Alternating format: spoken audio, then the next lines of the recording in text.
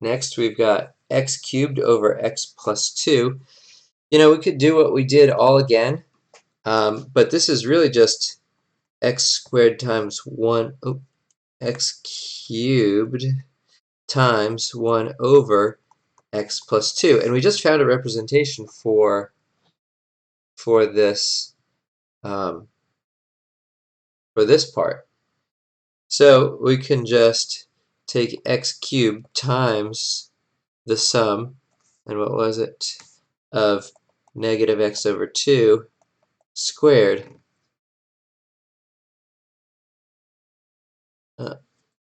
Wait a minute. This should be an n. This should be an n up here as well. So now we have our power series representation. We're done. That's it. If you can write it like something, a product of something that you've already seen, then you have it. Again, we can find the interval of convergence, and it would be the same from -2 to 2 because our little r has not changed from the last problem to this problem. So what can we do with power series? Coming next. We can take more general power series centered at A.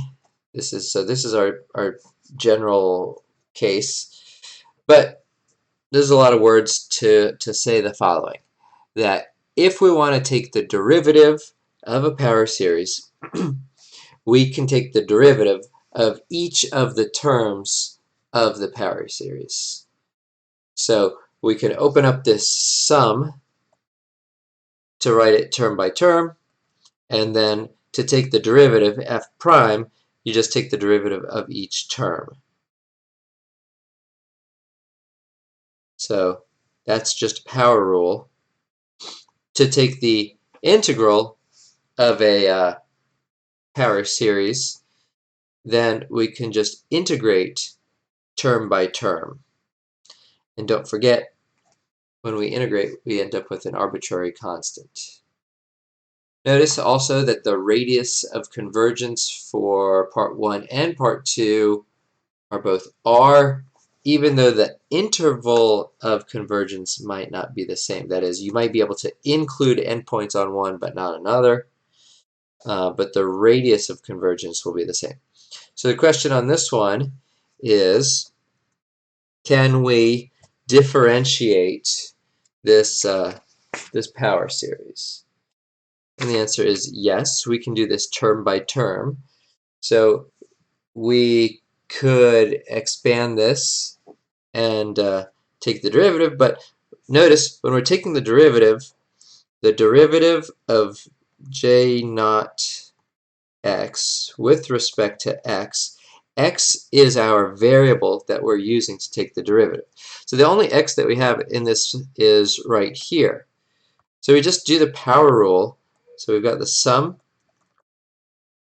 of -1 to the n over 2 to the 2n times n factorial squared times 2n x to the 2n minus 1.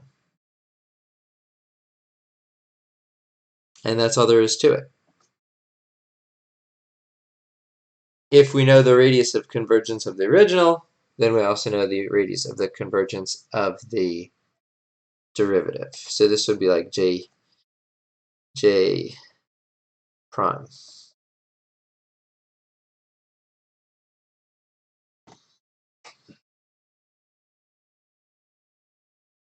You remember from last section, the radius of convergence for this was all real numbers. Next, express 1 over 1 minus x squared as a power series by differentiating equation 1. So equation 1 was our original power series, 1 over 1 minus x, which was 1 plus x squared plus, and so on. It was equal to the sum of x to the n, starting at 0 to infinity. I'm going to just real quick, let's rewrite this as a 1 minus x to the negative 1. And if I take the derivative of the left-hand side, I get negative 1 minus x to the negative 2 times the negative 1 from the inside derivative, or 1 over parentheses 1 minus x squared. Notice that's our goal. Our goal was to get 1 over 1 minus x squared and write it as a power series by differentiating.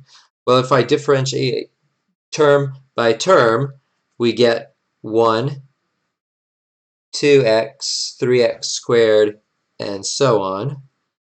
1, 2x, 3x squared, and so on, which is the sum of what? Looks like n x to the n minus 1 power. Now, there's something to watch out for here. N starts not at 0, n starts at 1. N starts at 1. Notice here, what was the 0th term? The 0th term, when I took the derivative of that, was 0. The first term corresponds with the 1, the second term corresponds with the 2x, and so on. If we remember the radius of the convergence from the original, the radius of convergence was 1 for the geometric series, so the radius of convergence for its derivative is also 1.